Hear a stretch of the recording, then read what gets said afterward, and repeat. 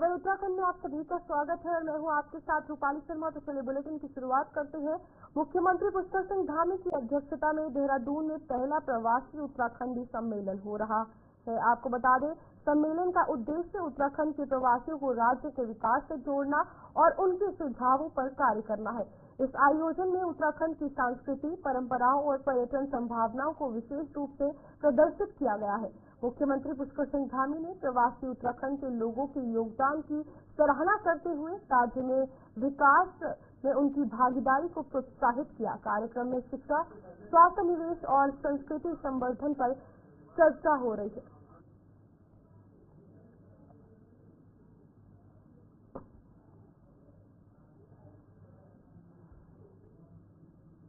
मुख्यमंत्री पुष्कर सिंह धामी ने उत्तरकाशी भ्रमण के दौरान श्री शांति मंदिर एवं काशी विश्वनाथ मंदिर के दर्शन कर देश व प्रदेश के विकास व जन कल्याण की कामना की। इस अवसर पर मुख्यमंत्री ने मंदिर परिसर में आयोजित 7 दिवसीय श्रीमद् भगवद गीता कथा ज्ञान यज्ञ में प्रतिभाग कर अन्य श्रद्धालुओं के साथ जमीन पर बैठकर कथा सुनी। मुख्यमंत्री के समन्वयक किशोर भट्ट एवं उनके परिजनों द्वारा शक्ति मंदिर के पुजारी रहे स्वर्गीय मुरारी लाल भट्ट के वार्षिक श्राद्ध के उपलक्ष्य में आयोजित इस कथा ज्ञान यज्ञ में आचार्य डॉक्टर शशांक शेखर के द्वारा श्रीमद् भगवत कथा का वाचन किया गया। मुख्यमंत्री पुष्कर सिंह धामी ने इस कथा ज्ञान यज्ञ में व्यासपीठ का अभिनंदन करने और कथा श्रवण करने के उपरांत उपस्थित जन समुदाय को संबोधित करते हुए कहा कि इस तरह के आयोजनों से हमें जीवन को बेहतर बनाने में मदद मिलती है।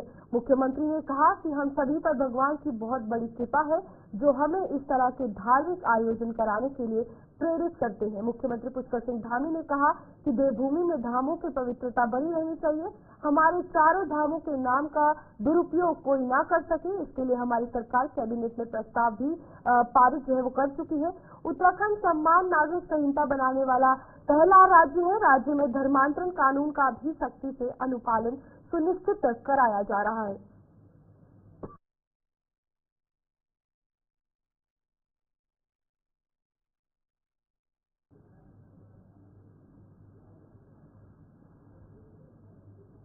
उत्तराखंड सरकार राज्य की स्वास्थ्य सेवाओं को बेहतर करने की दिशा में कार्य कर रही है। इसी के मद्देनजर सरकार ने जनहित में 108 आपातकालीन एम्बुलेंस सेवा, 108 आपातकालीन सेवा की जवाबदेही तय करने के साथ ही रिस्पांस टाइम को भी कम कर दिया है।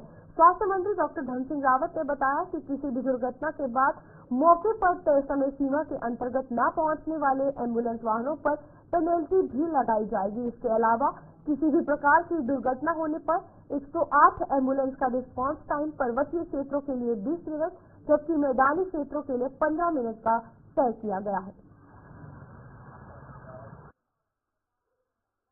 देखिए, कल आपने देखा होगा कि 27 एम्बुलेंस मैंने वहां भेजी और अब हमने रिस्पांस टाइम जो एम्बुलेंस का 20 मिनट कर दिया है पहाड़ के लिए और मैदान के लिए 15 मिनट कर दिया है। अगर कोई भी एम्बुलेंस अगर 15 मिनट में नहीं पहुंचेगी तो 3 गुना उसको फाइन डाला जाएगा। तो काफी बड़ी कार्रवाई हम लोगों ने किया। मुझे लगता है कि स्वास्थ्य के क्षेत्र में आप देखा होगा कल आपने कि हमने 6 जो घायल मरीज थे उनको एयरलिफ्ट कराया और उनकी जान बचाई। तो काफी काम स्वास्थ्य के क्षेत्र में हो रहा है और धीरे धीरे हम पूरे राज्य में आगे बढ़ रहे हैं। उत्तराखंड में 108 आपातकालीन एम्बुलेंस सेवा की सुविधा दे रही कैम कंपनी के जनरल मैनेजर अनिल शर्मा ने एम्बुलेंस सेवा की रिस्पांस टाइम में किए गए परिवर्तन को जनहित में बताया है। साथ ही उन्होंने कहा कि कंपनी की कोशिश भी यही है कि जल्द से जल्द मौके पर पहुंचाया जाए और कंपनी की ओर से रिस्पांस टाइम में बेहतर सुधार भी किए गए हैं। लेकिन कुछ परिस्थितियों में जाम, टूटी सड़क और घटनास्थल की दूरी पर देरी की संभावना होती है। आपातकालीन सेवा है, इसमें जिम्मेदारी हम पहले से भी मानते हैं और विगत वर्षों में रिस्पांस टाइम में अच्छा सुधार हुआ। चाहे मंत्री जी बोले, हमारा सबका उद्देश्य ये है कि आपातकालीन सेवा समय से जल्दी से लोगों तक पहुंचे। इसके लिए विभिन्न स्तरों पर काम हो रहा है। जैसे मंत्री जी ने बोला कि नंबर ऑफ एम्बुलेंस भी बढ़ाई जा रही है। तो एम्बुलेंस की डिस्टेंस कितनी होती है, सड़क पर जाम रहता है, कभी रोड टूट जाती है। तो ये बहुत सारे फैक्टर होते हैं जिसके कारण किन्हीं परिस्थितियों में देर हो जाती है, लेकिन बहुतायत में हमने विगत वर्षों में देखा है कि 10 से 12 मिनट का इम्प्रूवमेंट हुआ है रिस्पॉन्स टाइम। कांग्रेस प्रदेश उपाध्यक्ष सूर्यकांत धस्माना ने मुख्यमंत्री से अल्मोड़ा बस हादसे की जिम्मेदारी तय करने की मांग की है। उन्होंने कहा कि अल्मोड़ा जिले में मोरचुला के पास हुए बस हादसे में 3 दर्जन लोगों की मौत व 2 दर्जन से ज्यादा लोगों के घायल होने के जो प्रथम दृश्य सामने आ रहे हैं वह ओवरलोडिंग, खस्ता हाल सड़क व क्रस्ट बैरियर न होने व समय से एम्बुलेंस न पहुंचना बताया जा रहा है। ऐसे में परिवहन, स्वास्थ्य व सड़क जिन विभागों में आते हैं उनके मंत्रियों को आगे आकर इसकी जिम्मेदारी लेनी होगी और नैतिकता के आधार पर इस्तीफा देना चाहिए।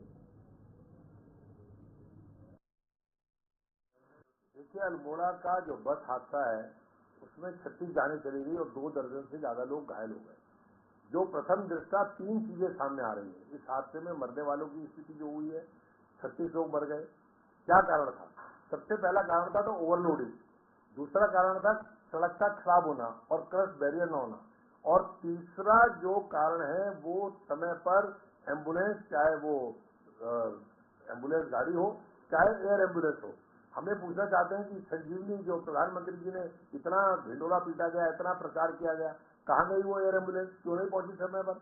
आपको एयर एम्बुलेंस नदी के तट पर उतारनी चाहिए थी, जहाँ पर्याप्त जगह थी। अगर वहां उतर जाती तो शायद कई लोगों की जान बच जाती, अगर उनको सही समय पर उपचार मिल जाता।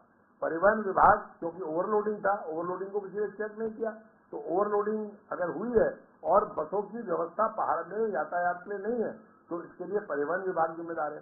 सड़क खराब है, सड़क में गड्ढे हैं, उसके लिए तो हम लगातार आंदोलन चला ही रहे हैं। लेकिन आज इस सड़क दुर्घटना में जो सामने सरकार की पोल खुली है, गड्ढा मुक्त बोलते बोलते सरकार के प्रवक्ता, सरकार के मुख्यमंत्री और सारे अधिकारी थके नहीं है गड्ढा मुक्त कहते हुए, लेकिन गड्ढों के कारण एक बस पलट गई और लोगों की जान चली गई। मैं समझता हूँ 3 विभाग, सड़क का विभाग, स्वास्थ्य विभाग और परिवहन विभाग, 3 विभाग मुख्यमंत्री जी को जिम्मेदारी तय करनी चाहिए। जिम्मेदारी तय करके उन विभागों के जो जिम्मेदार हैं, और जिम्मेदार का मतलब आरटीओ नहीं होता, जिम्मेदार का मतलब कोई जेई सुपरिटेंडेंट इंजीनियर नहीं होता, जिसका मतलब कोई सीएमओ या कोई डॉक्टर नहीं होता। जिम्मेदार का मतलब होता है मंत्री। कोई डॉक्टर को वोट नहीं देता, कोई जेई सुपरिटेंडेंट इंजीनियर को वोट नहीं देता, कोई एआरटीओ और आरटीओ को वोट नहीं देता। लोग आपको जनप्रतिनिधि चुनते हैं, आप तब मंत्री बनते हैं, आप विभाग के जिम्मेदार हैं। शर्म आनी चाहिए। 850 से ज्यादा लोग इस समय, 1 साल अभी पूरा नहीं हुआ है 2024 को, अभी अक्टूबर का महीना बीता है, नवंबर दिसंबर पूरा है, अभी 2 महीने बाकी हैं और 850 का आंकड़ा पार हो चुका है सड़क दुर्घटनाओं में मरने वाले लोगों का। जिम्मेदारी नहीं लोगे आप। आपको सत्ता से इतना मोह है, चिपके रहोगे आप। इतने लोगों की जान चलेगी, लोगों के घरों में चूल्हे नहीं जल रहे हैं, लोगों के घरों का सारा चला गया। जवान लड़के 22 साल, 24 साल, 26 साल के मर गए, बच्चे मर गए, और आप आराम से केवल जाकर के फोटो खिंचवा लेंगे कि साहब हम मिलकर के आ गए, हमने ये आश्वासन दे दिया, 4 लाख 5 लाख रुपया दे दिया। इससे काम नहीं चलने वाला। जिम्मेदार लोगों को, जो इन विभागों के मंत्री हैं, उनको इस्तीफा देना चाहिए। कांग्रेस की मांग है कि सरकार में जिम्मेदारी तय हो और जो इन विभागों के लोग हैं उनको इस्तीफा देना चाहिए। ऊर्जा सचिव डॉक्टर आर मीनाक्षी सुंदरम के वरिष्ठ निजी सचिव ने एसएसपी देहरादून अजय सिंह से युवा नेता बॉबी पवार के विरुद्ध शिकायत की है। अपनी शिकायत में वरिष्ठ निजी सचिव ने कहा कि बुधवार को बॉबी पवार अपने 2 साथियों के साथ सचिवालय में विश्वकर्मा भवन स्थित ऊर्जा सचिव डॉक्टर आर मीनाक्षी सुंदरम से मिलने पहुंचे थे। इस दौरान उन्होंने सचिव के साथ अभद्रता, गाली गलौज की और मारपीट करने के साथ ही जान से मारने की धमकी भी दी। घटना के बाद सचिव ने वरिष्ठ निजी सचिव कपिल कुमार और अपर निजी सचिव अनूप जंगवाल को बुलाकर बॉबी पवार और उनके साथियों को बाहर भेजने के निर्देश दिए। इस दौरान भी आरोपियों ने उनके साथ भी धक्का मुक्की की और फिलहाल साथ ही सचिवालय से बाहर देख लेने की धमकी जो है वो भी दी गई। प्रकरण में पुलिस से मुकदमा दर्ज करने का आग्रह किया गया है। साथ ही शिकायत में ये भी कहा गया है कि यदि भविष्य में सचिव या निजी सचिव या अपर सचिव के साथ किसी भी तरह की अनहोनी होती है तो उसके लिए पूर्ण रूप से बॉबी पवार जिम्मेदार होंगे।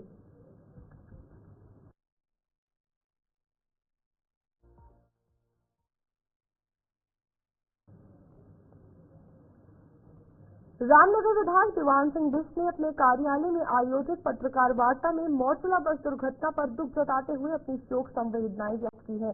उन्होंने इस मामले में रामनगर के सरकारी अस्पताल घायलों का हाल जानने पहुंचे और प्रदेश के मुख्यमंत्री पुष्कर सिंह धामी की अगर बात की जाए तो उनका विरोध करते हुए निंदा भी की। उन्होंने कहा कि कुछ लोगों द्वारा मुख्यमंत्री का विरोध माहौल खराब करने के लिए किया जा रहा है और ये मौका विरोध करने का नहीं बल्कि संवेदना व्यक्त करने का है।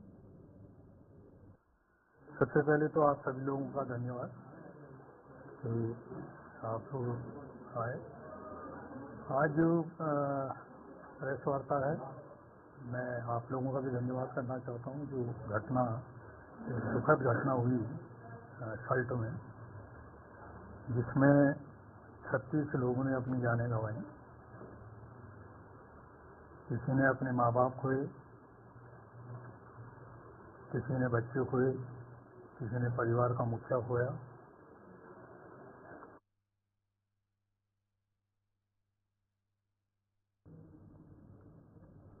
इन दिनों प्रदेश में छात्र संघ चुनावों को लेकर मुद्दा गरमाया हुआ है। पूरे प्रदेश में छात्र संघ चुनावों को लेकर छात्र एकजुट हो गए हैं। आए दिन छात्र नेताओं का प्रदर्शन जारी है। कभी कॉलेज की छत चढ़कर तो कभी पेट्रोल डालकर आत्मदाह करने जैसी खबरें रोजाना देखने को मिल रही हैं, जिस पर आपको बता दें प्रदेश सरकार ने अपनी मंशा अभी तक जाहिर नहीं की है, जिससे छात्रों का पारा चढ़ा हुआ है। इससे पहले निकाय चुनाव को लेकर भी सरकार टाल मटोल करती आ रही है। शासन की ओर से पूर्व में हाईकोर्ट में शपथ पत्र दिया गया था कि 25 दिसंबर तक चुनाव करा लिए जाएंगे। इसके लिए अधिसूचना 10 नवंबर तक जारी होने की बात कही गई थी। इसके बाद राज्य में 9 नगर निगम समेत 102 नगर निकायों में चुनाव की दृष्टिगत तेजी से प्रस्तुत की गई। निकायों में परिसीमन पूरा हो चुका है, जबकि 99 निकायों में पुनर्विकसित मतदाता सूची तैयार की गई है। केवल 3 नगर पंचायतों में ये कार्य 8 नवंबर को पूरा होना था और इस बीच आपको बता दें कि विधानसभा की केदारनाथ सीट के उपचुनाव का कार्यक्रम भी घोषित हो गया। साथ ही 6 से 12 नवंबर तक राज्य स्थापना दिवस के कार्यक्रम भी राज्य भर में होने हैं। हालांकि निकाय चुनाव के दृष्टिगत निकायों में अभी पदों के आरक्षण का निर्धारण होना है। ये कार्य पूर्ण होने के बाद राज्य निर्वाचन आयोग को सूचना भेजी जाएगी और फिर आयोग चुनाव कार्यक्रम की अधिसूचना जारी करेगा। अब ऐसे हालातों में आरक्षण निर्धारण में निकाय चुनाव की अधिसूचना जारी करने में अभी केदारनाथ उपचुनाव की आचार संहिता का पेच फंस सकता है। केदारनाथ सीट के उपचुनाव की आचार संहिता 25 नवंबर को समाप्त होगी। इसी के दृष्टिगत अब निर्वाचन आयोग से इस सिलसिले में स्थिति स्पष्ट करने का आग्रह किया जा रहा है। यदि आयोग से इन दोनों कार्यों के लिए अनुमति नहीं मिली तो चुनाव 25 नवंबर के बाद होंगे। कॉलेज के चुनाव तो होने ही चाहिए, यही तो भविष्य के नेता है। आप देखिए ना, यहीं से तो भविष्य की जो हमारी लीडरशिप है वो यहीं से तो उनकी जड़ें मजबूत होती हैं। और छात्र हितों के लिए जो वो लड़ाई लड़ते हैं छात्र नेता, तो कहीं ना कहीं उनके अधिकारों का हनन है। तो मैं तो पूरे सपोर्ट में हूँ इन लोगों के, और मैं चाहता हूँ कि चुनाव हो। और भारतीय जनता पार्टी चुनाव से डर रही है, इससे भाग रही है। नगर निगम चुनाव कब तक होने की संभावना है? ये तो सरकार ही बता पाएगी। फिलहाल तो ऐसे ही लग रहा है कि डरे हुए हैं, सहमे हुए हैं।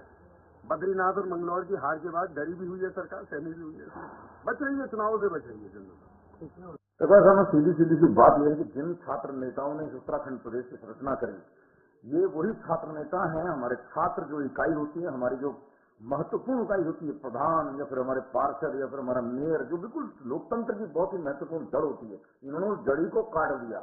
मतलब ये पूरी हिटलर चाइल्ड धीरे धीरे किस तरीके से दबा करके खत्म कर देंगे इस देश को, इकोनॉमिक रूप से, आर्थिक रूप से बर्बाद कर दिया।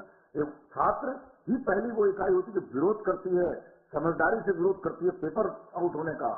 अग्निवीर पर यही छात्र विरोध करते थे, आज उस छात्रों की वो आवाज भी खत्म कर दी। अब तो देखो छात्रों पर है, अब तो युवाओं में, वो युवा जो सरकार बदलने के उद्देश्य के अंदर ताकत रखता है, वो युवा। मैं ये नहीं कहता ऐसा होना चाहिए, बट मैं कहता हूँ कि उन युवाओं को अब आगे निकल करके आकर करके इनके खिलाफ आखिरी प्रहार करना पड़ेगा। ये तो कोर्ट से झूठ बोल रहे हैं, आप निकाय चुनाव के तो कोर्ट से झूठ बोल रहे हैं। आज होंगे, कल होंगे, 1 साल हो गया कि आज कराएंगे, कल कराएंगे। डर है हार का, सीधी बातें बद्रीनाथ आ रहे, अब केदारनाथ भी हारेंगे। लेकिन मेरे लिए शंका का, सोच का विषय इस बात का है कि हमारे युवाओं को चुप नहीं रहना चाहिए। भैया सारी संस्थाओं को खत्म कर रहे हैं, वो तुल रहे हैं लोग। 5 सीटों में 60 सीटों पर विपक्ष के केजरीवाल लोकसभा में आ रहा है, केदारनाथ में बुरी तरह हारने जा रहा है। और जहाँ तक छात्रों के चुनाव की बात है, धन सिंह जी शिक्षा मंत्री हैं, उन्होंने पूछा है कि ये कैलेंडर जारी हुआ था, उस कैलेंडर के आधार पर चुनाव कराने की विश्वविद्यालयों की सहायता होती है, लेकिन धन सिंह जी ने पूछा कि क्यों नहीं हुए। और दूसरा कुछ लोग हाईकोर्ट गए और हाईकोर्ट का एक निर्णय आया और सरकार ने कहा, माननीय मुख्यमंत्री छात्रों को आश्वासन दिया कि हम उस निर्णय की विवेचना कर रहे हैं, क्योंकि चुनाव हो जाए हमारा भी मानना है। और अब चूंकि कोर्ट का निर्णय है, छात्र कोर्ट गए हुए हैं, तो मैं समझता हूँ सब चीजों पर रखकर निश्चित रूप से चुनाव सरकार कराएगी। डाक विभाग में चयनित डाक सेवकों की हिंदी लिखने में असमर्थता का मामला अभी ठीक से शांत भी नहीं हुआ था कि अब पौड़ी में चयनित शाखा पोस्ट मास्टर की हिंदी में आवेदन पत्र नहीं लिख पाने का मामला सामने आया है, जबकि चयनित शाखा डाकपाल ने हरियाणा बोर्ड से उत्तीर्ण हाई स्कूल की बोर्ड परीक्षा में हिंदी विषय में 95 नंबर पाए हैं। ऐसे में अब इस पूरी चयन प्रक्रिया पर सवाल उठ रहे हैं। डाक अधीक्षक पौड़ी दीपक शर्मा ने प्रकरण के सामने आने पर रिपोर्ट डाक परिमंडल देहरादून को भेज दी है। उन्होंने कहा कि चयनित शाखा डाकपाल की तैनाती को लेकर उच्च अधिकारियों के दिशा निर्देश के बाद कार्रवाई अमल में लाई जाएगी। बताते चले कि इससे पहले डाकघर पौड़ी में बीते अक्टूबर महीने में चयनित 4 ग्रामीण डाक सेवक ज्वाइनिंग देने पहुंचे थे, जिनमें उत्तर प्रदेश के 2 चयनित ग्रामीण डाक सेवकों के शैक्षणिक दस्तावेज फर्जी पाए गए थे, जबकि मध्य प्रदेश के चयनित 2 ग्रामीण डाक सेवक जांच की बात सुनते ही भाग गए थे। जब ये पहले या दूसरे जो वेरिफिकेशन के लिए हमारे पास हमारे कार्यालय में आते हैं, तो हमारे पास जो ऑप्शन है या एसओपी के अनुसार इनका हम डिजी लॉकर के माध्यम से इनके अंक पत्रों को जो है सत्यापन करते हैं। तो अंक पत्र डिजी लॉकर के माध्यम से तो सही पाया जा रहा है और भौतिक परीक्षण के लिए फिर जो है उनको संबंधित बोर्ड या स्कूलों को प्रेषित किया जाता है। और इस दौरान जो है यदि हमें ये लगता है कि कैंडिडेट जो है उसका बोलना व्यवहार करना उचित नहीं है, तो उससे जैसे एप्लीकेशन लिखवा ली जाती है या लिखवा के ली जाती है, तो उसमें उनके द्वारा जो है जिस अनुरूप उनके अंक प्राप्त हुए हैं उसके अनुरूप उनका ज्ञान जो है दिखता नहीं, प्रदर्शित नहीं होता। तो ये मामले जो है हमने परिमंडल कार्यालय को जो है भेज दिए उनके डॉक्यूमेंट्स के साथ, ताकि आगे जो है उत्तराखंड एसटीएफ की एंटी नारकोटिक्स टास्क फोर्स की कुमाऊं यूनिट ने उधम सिंह नगर जिले के पुलभट्टा थाना क्षेत्र के करीब 82 लाख रुपए की स्नैक के साथ 2 अंतर्राज्यीय नशा तस्करों को गिरफ्तार किया है। अपर पुलिस अधीक्षक चंद्रमोहन सिंह के पर्यवेक्षण में CEO STF Kumaon RB Chamola के निर्देशन तथा प्रभारी निरीक्षक STF anti narcotics task force Kumaon unit Pawan Swaroop के नेतृत्व में कल देर शाम को उत्तराखंड एसटीएफ की एएनटीएफ टीम ने थाना पुलभट्टा क्षेत्र में स्थानीय पुलिस को साथ लेकर सेल्स टैक्स ऑफिस पुलभट्टा के पास 2 स्नैक तस्करों वीरपाल और शेर सिंह को गिरफ्तार किया है। इनके कब्जे से आपको बता दें कि कुल 275 ग्राम स्नैक बरामद हुई है। अभियुक्तों ने पूछताछ में बताया कि वे स्नैक चंद्रसेन पुत्र छोटेलाल निवासी किनौना थाना अलीगंज बरेली से लाए थे तथा इसे ऊंचे दामों पर पुलभट्टा, किच्छा व रुद्रपुर आदि क्षेत्र में बेचने जा रहे थे। आपको बता दें दोनों अभियुक्त काफी समय से बरेली, मीरगंज और फतेहगंज से स्नैक लाकर रुद्रपुर, सितारगंज, किच्छा व पुलभट्टा क्षेत्र में सप्लाई कर रहे थे। वहीं एसएसपी मणिकांत मिश्रा ने बताया कि टीम के द्वारा स्नैक तस्करों के खिलाफ लगातार अभियान चलाकर कार्रवाई की जा रही है और आगे भी ये अभियान जारी रहेगा। उन्होंने कहा जनपद में नशा तस्करी में लिप्त लोगों के खिलाफ सख्त कार्रवाई अमल में भी लाई जाएगी। ये उधम सिंह नगर की पुलिस पुलभट्टा थाना की और एसटीएफ की मदद से 2 तस्कर वीरपाल और शेर सिंह इन दोनों को कल गिरफ्तार किया गया। इनसे 273 ग्राम स्नैक्स बरामद हुई, जिसकी अंतर्राष्ट्रीय बाजार में कीमत लगभग 85 लाख रुपए है। बहुत दिनों से इनकी सूचना प्राप्त हो रही थी कि ऐसे 2 लड़के हैं जो बरेली के रहने वाले हैं और उधम सिंह नगर में कई स्थानों पर ये स्नैक बेचते हैं। पुलिस को इसकी सूचना थी, लेकिन कल एसटीएफ के द्वारा इसकी पुष्ट सूचना प्राप्त हुई, जिसमें पुलभट्टा थाना क्षेत्र के बरेली रोड में इन दोनों को गिरफ्तार किया गया और आज इन्हें न्यायालय के समक्ष प्रस्तुत किया जा रहा है। रुड़की में धोबी समाज के लोगों ने धोबी घाट कब्जाने का आरोप लगाते हुए ज्वाइंट मजिस्ट्रेट से शिकायत की है। वहीं ज्वाइंट मजिस्ट्रेट ने मामले में उचित कार्रवाई का आश्वासन दिया है। आपको बता दें कि एडवोकेट मोहम्मद मुबश्शिर के नेतृत्व में ज्वाइंट मजिस्ट्रेट आशीष कुमार मिश्रा से धोबी समाज के दर्जनों लोग मिले और ज्वाइंट मजिस्ट्रेट को ज्ञापन सौंपा। एडवोकेट मोहम्मद मुबश्शिर ने बताया कि नहर किनारे सौतबी चौक के पास आजादी से पहले का धोबी घाट बना हुआ है, जिसमें कई परिवार कपड़े धोने सुखाने का कार्य कर रहे हैं और अपना पालन पोषण करते हैं। उन्होंने बताया कि वहां कुछ लोग टीन शेड लगाने का कार्य करना चाहते हैं, जिसके कारण वहां कपड़े सुखाने में परेशानी सामने आएगी और समाज के लोगों के सामने रोजी रोटी का संकट खड़ा हो जाएगा। ये सब आप मेरे पीछे भीड़ देख रहे हैं, ये सब हमारे जो मोहल्ला सोच में धोबी घाट है, ये सब लोग वहाँ से आ रहे हैं और आज से नहीं, आजादी से पहले से ये सब लोग वहाँ पर अपना काम करते आ रहे हैं। लेकिन वहाँ भी कुछ लोगों द्वारा ये सूचना मिली, मैं इनके पास आई कि वहाँ पर टीन शेड का काम करना चाह रहे हैं, लेकिन इन लोगों को वहाँ पर टीन शेड की आवश्यकता नहीं है। सर्दी का मौसम आ रहा है, अगर वहाँ टीन शेड डल जाएगा, ये कपड़े कहाँ धोंगे, कपड़े सुखाएंगे कैसे? धूप की वैसे दिक्कत हो जाएगी, छोटा एरिया है और मुद्दतों से आ करते आ रहे हैं, वहाँ टीन शेड डलेगा, इनका तो रोजगार सब तो खत्म हो जाएगा। तो इसी उसमें और ये वहाँ पे आजादी से जब से आजाद हुआ भारत, जब से वहाँ पे ध्वजारोहण का कार्यक्रम ये सब लोग करते आ रहे हैं, तो वो तो इस चीज का उल्लंघन हो जाएगा। विधायक साहब अपनी उससे डलवा रहे हैं, लेकिन अभी उन्हें इनकी बात हुई थी तो विधायक साहब ने कहा हमने रुकवा दिया, लेकिन आज भी वहाँ पर ठेकेदार लोग पहुँच गए काम करने के लिए, जिन्हें बड़ी मुश्किल से हाथ पैर जोड़ के इन्होंने वहाँ से भगाया। हम आज एजेंट साहब के पास आए हैं ताकि इन लोगों की समस्या का समाधान हो सके और ये जो वहाँ पे जब इन लोगों को वहाँ रहना है, इन लोगों को वहाँ टीन शेड की आवश्यकता नहीं, तो वहाँ डाल के पैसा बर्बाद करके क्या फायदा? इससे तो अच्छा किसी अच्छी जगह काम में लगाया जाए जहाँ लोगों का समाधान हो। यही चाहें कि हम 3 साल हट जाए वहाँ से, कि हम बिल्कुल दूर न सिर्फ आपके कहाँ सुखा रहे हैं, कहाँ हमारे कपड़े कहाँ धो रहे हैं, सर्दी जैसे आ गई 2 साल हो गए, कल हमारे पीढ़ी नहीं गुजर गई, बड़े छोटे सब वही है, रोजगार वही है हमारा, करना खाना। देखिए ये हमारा समाज है, बहुत गरीब समाज है और हमारे पड़ोस के है वकील साहब, इनकी साथ में आए और साहब को ज्ञापन दिया और एसडीएम साहब ने आश्वासन दिया कि इसमें हम जाँच करा के जो भी उचित कार्रवाई होगी वो करेंगे। और हमारा ये जो कम से कम 200 साल से जो बता रहे हमारी बड़े पहले से ही काम करते चले आ रहे, तो सबका यही है डिमांड के भाई वहाँ से कोई टीन शेड की आवश्यकता नहीं है किसी की, और इनका धोबी घाट है, धोबी घाट बरकरार रहना चाहिए। थाना गदरपुर क्षेत्र में देर रात उधम सिंह नगर पुलिस वन तस्करी तथा वन कर्मियों पर फायरिंग करने वाले कुख्यात अपराधी संगत सिंह उर्फ संगी के साथ पुलिस की मुठभेड़ हुई है। मुठभेड़ में आपको बता दें कि संगत सिंह उर्फ संगी घायल हो गया है।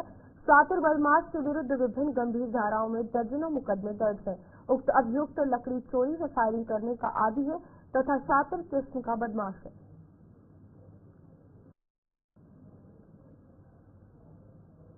अल्मोड़ा बस हादसे के बाद परिवहन विभाग हरकत में आ गया है।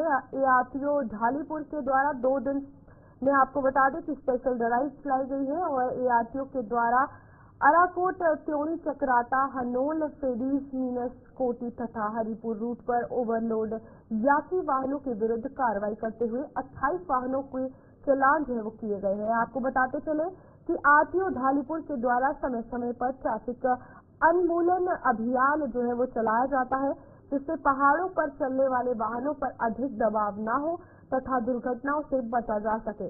एआरटीओ आरएस कचारिया ने कहा कि स्पेशल अभियान चलाकर वाहन चालकों को समय समय पर जागरूक किया जाता रहा है ताकि भविष्य में होने वाली किसी भी दुर्घटना से सबक लेकर बचा जा सके।